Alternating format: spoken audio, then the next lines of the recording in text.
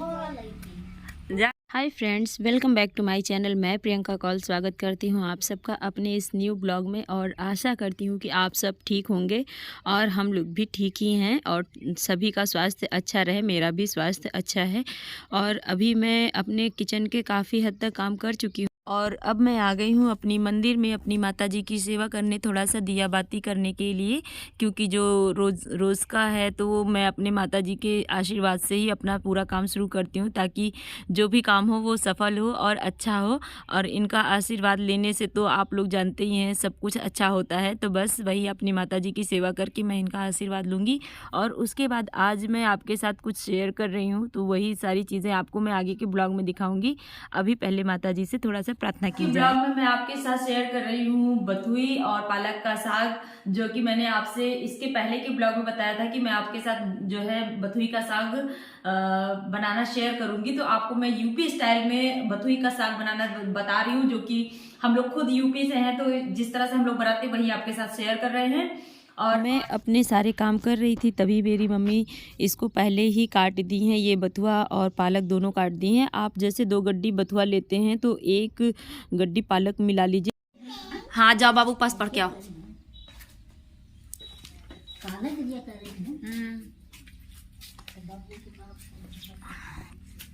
जाओ सीधे सीधे जाओ।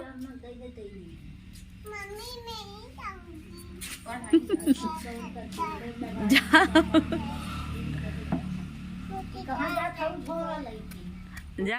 तो इधर मेरी बेटू मुझे कोई काम करने नहीं दे रही थी, तो इसलिए मैंने ना इसको बैग थमा दिया है और बोल दिया है कि जाइए बाबू के पास पढ़ाइए। लेकिन जो है ना ये ऐसे बहाने बनाती है, ऐसा लगता है जैसे कि कोई बहुत बड़ा बच्चा हो, समझदार बच्चा हो।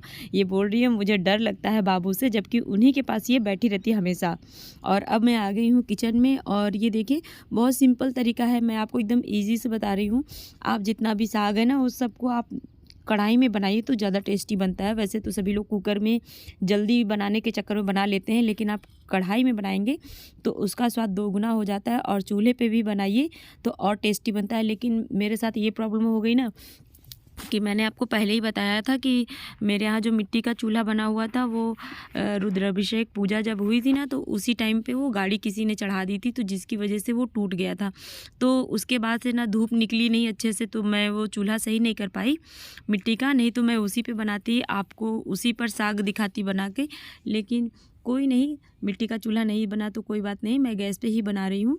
और इसका एकदम इजी प्रोसेस है, आपको मैं बता रही हूँ कि आप ना इसको बस रख दीजिए 1 गिलास पानी के साथ उबलने के लिए। जब ये अच्छे से पक जाए आप इसमें नमक मिला दीजिए और उसके बाद जब साग में थोड़ा सा पानी रह जाए तो उसका पानी ना आप निकाल लीजिए एक कटोरी में बाहर।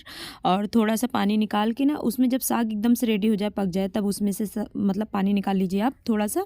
और उसके बाद उसमें आप 2 से 3 चम्मच ना गेहूं का आटा मिला दीजिए और घोल बना लीजिए एक उसका अच्छा सा। और उस घोल को ना साग में से सारा पानी निकाल दीजिए, उसके बाद जो है उसमें डाल दीजिए। और डालने के बाद उसको खूब घोटिए, हम लोगों की भाषा में घोटना कहते हैं। आप उसको फेंटिए, खूब अच्छे से घोटिए उसको, ताकि एकदम साग ना चिकना हो जाए और आटा भी जो है ना वो गेहूं का आटा वो एकदम अच्छे से पक जाए। इससे ना साग एकदम चिकना हो जाएगा और बहुत ही ज़्यादा टेस्टी बनेगा। और गेहूं के आटे की वजह से ना वो एकदम लिपट जाता है एक दूसरे में, तो वो उसका टेस्ट बहुत ज़्यादा अच्छा आता है। आपकी मर्ज़ी, आप इसमें बाजरे का आटा डाल सकते हैं, गेहूँ का आटा डाल सकते हैं और मक्के का भी आटा डाल सकते हैं, आपके ऊपर है। लेकिन हमको ना गेहूँ का आटा ज़्यादा अच्छा लगता है, तो इसलिए हम लोग गेहूँ के आटे से ही बनाते हैं। और साग देखिए एकदम मेरा बन के तैयार हो चुका है एकदम फटाफट। और ये अब मैं उसमें तड़का लगाने जा रही हूँ। आप कढ़ाई धुल के भी तड़का लगा सकते हैं, लेकिन इसी तरह की कढ़ाई में आप उसको निकाल के उसी में डायरेक्टली अगर तड़का लगाते हैं ना तो उसका तड़का और भी ज़्यादा अच्छा लगता है। और ढेर सारा लहसुन और ढेर सारा तेल, आप इन चीज़ से इसको तड़का लगाइए, बहुत ही ज़्यादा स्वाद आता है। और ये बथुए का साग है तो इसमें थोड़ा सा ना आप हींग डाल लीजिएगा। मैं हींग डालना भूल गई थी, जब मैं बना ली तो मुझे याद आया कि मैंने हींग नहीं डाला है, लेकिन आप इसमें हींग डाल दीजिएगा तड़के में और भी स्वाद 2 गुना हो जाएगा। और ये देखिए फटाफट से हमारा साग एकदम बन के तैयार हो चुका है बथुए और पालक का।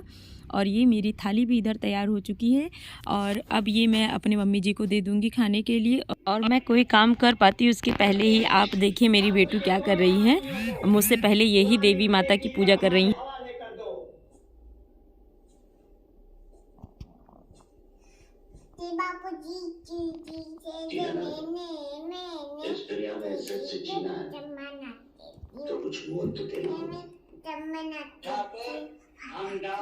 आज मुझे ना अपने ड्रेसिंग टेबल को थोड़ा सा ठीक करना था, क्योंकि कई दिन से ये एकदम से फैल गया था। अभी कुछ ही दिन हुए हैं, लेकिन सामान हाथ से निकालते और रखते समय ही वो ख़राब हो जाते हैं।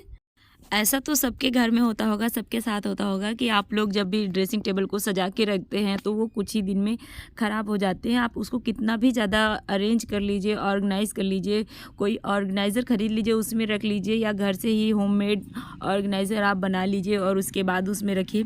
लेकिन वो ना थोड़े दिन के बाद तो सही रहता है, मतलब कुछ दिन तो सही रहता है, उसके बाद वो ख़राब हो जाता है। उसको समय समय पर सही करना होता है। तो बस आज मेरी कबर्ड को एकदम से साफ़ करना था मुझे, तो उसी को मैं साफ़ कर रही हूँ। जितने भी सामान थे सारे बाहर निकालने थे मुझे, और इसमें जो भी सामान ख़त्म हो चुके थे, फालतू सामान थे, उन सबको जो है मुझे निकाल के साफ़ करना था, उनको फेंकना भी था। तो इसी बहाने ये दोनों काम हो जाएंगे। मैं अपनी जो है इसको रैक को साफ़ भी कर दूँगी, और साथ में जो फालतू सामान है, जो ख़राब हो चुके हैं, अनयूज़ सामान जो भी है, उन सबको मैं निकाल के बाहर कर दूँगी। तो बस इन्हीं की तैयारियों में मैं लग गई हूँ। और ये ढेर सारी डिब्बी वाली जो बिंदी आती है, तो ये सारी बिंदी ना मेरी गिर गई थी, क्योंकि मेरी अंशु जो है ना, वो कभी कभी इन सब चीज़ों को खोल के लगाती है, फेंकती है, तो ऐसे ही उल्टा सीधा काम करती रहती है वो। और ये देखिए इतना सारा सामान मेरे उस कबर्ड में से निकला है, ये कितना ज़्यादा है, और इसमें आधे से ज़्यादा सामान तो ख़राब ही है। तो बस मुझे इन सबको छांट के अलग रखना है, और एक बार मैं अलमारी को साफ़ कर दूंगी, और उसके बाद जो भी अच्छे सामान हैं उन सबको मैं अच्छे से लगा दूंगी। इससे क्या हो जाता है कि आपकी अलमारी एकदम सुंदर सी लगती है, आपका कबर्ड एकदम सुंदर सा दिखता है, और आपको हर चीज़ लेने में भी इजी रहता है। तो मैं इसमें जो भी चीज़ें हैं एकदम सहूलियत के हिसाब से रख दूँगी। ऐसे ही जो हमारे मंथली काम होते हैं, वीकली काम होते हैं, जो सफाई होती है, तो उनको अगर हम ऐसे ही टाइम मिलने पर कर लें, ना कि मंथ आने तक वेट करें कि ये अगले मंथ करेंगे, ये नेक्स्ट वीक करेंगे। तो ऐसे करने के बजाय जब भी आपको समय मिले ना, आप अपना एक एक काम करते रहिए। तो उससे क्या होता है कि आपका काम ख़त्म हो जाता है और आपको पता भी नहीं चलता, और ना ही आपको कोई बोरिंग लगती है, ना तो आपको लगता है कि कोई बोझ आपके ऊपर है, मुझे ये काम अभी उस दिन करना है।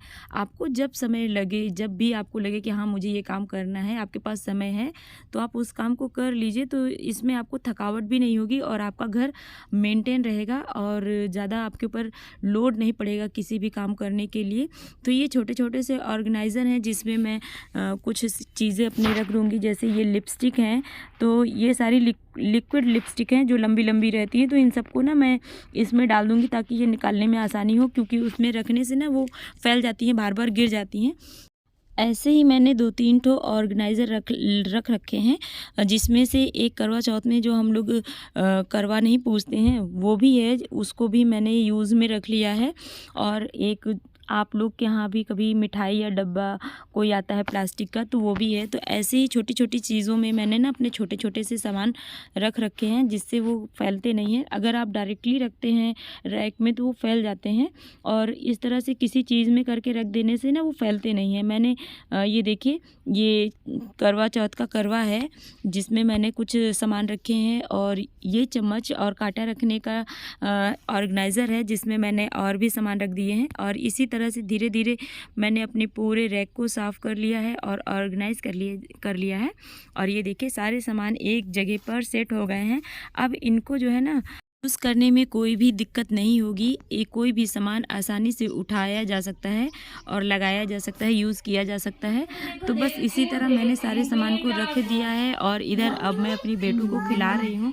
अगर आपको मेरा ब्लॉग पसंद आया हो और आपको कुछ भी अच्छा लगा हो, तो प्लीज़ मेरे चैनल को लाइक कीजिए, सब्सक्राइब कीजिए, और मुझे सपोर्ट कीजिए। मुझे आपके सपोर्ट की बहुत ज़्यादा ज़रूरत है। तो फ्रेंड्स, फिर से मिलते हैं नेक्स्ट ब्लॉग में। बाय।